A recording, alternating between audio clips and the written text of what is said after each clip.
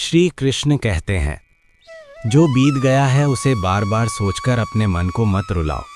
समय का स्वभाव है आगे बढ़ना, वो कभी पीछे नहीं लौटता। जिस क्षण को तुम यादों के बोझ से भर देते हो, वो तुम्हारे आज की खुशी छीन लेता है।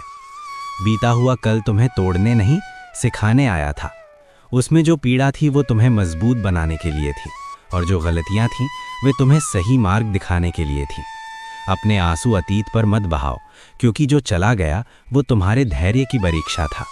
अब जो तुम्हारे पास है, ये पल, वही सबसे अनमोल है। इसे आशा, विश्वास और कर्म से भर दो। जब तुम वर्तमान में पूरी निष्ठा से चलते हो तो भविष्य स्वयं सुंदर बन जाता है। स्मरण रखो, दुख स्थायी नहीं होता, पर हिम्मत और भरोसा तुम्हें परम शांति की ओर ले जाते हैं। नमस्कार। हे मनुष्य, जो बीत गया है उसे पकड़कर अपने हृदय को और अधिक घायल मत कर। अतीत की स्मृतियां यदि बार बार तुम्हें रुलाती हैं तो समझ लो कि तुम अपने आज को जीना भूल रहे हो। जो चला गया वो तुम्हारे भाग्य का अंत नहीं था, बल्कि तुम्हारी आत्मा को जागृत करने का एक अध्याय था।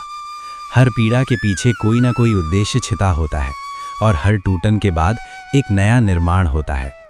तुम जिन क्षणों को खोया हुआ मानते हो, वही क्षण तुम्हें धैर्य, सहनशीलता और आत्मबल सिखा कर गए हैं। यदि वे न होते तो तुम आज इतने मजबूत न होते। इसलिए पछतावे की आग में अपने मन को मत जलाओ।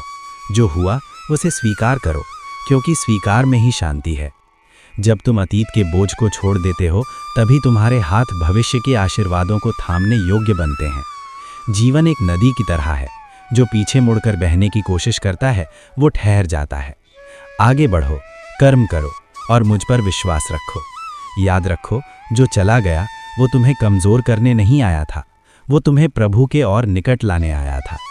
आज यदि तुम्हारे हृदय में पीड़ा है तो समझ लो कि कल तुम्हारे जीवन में प्रकाश आने वाला है।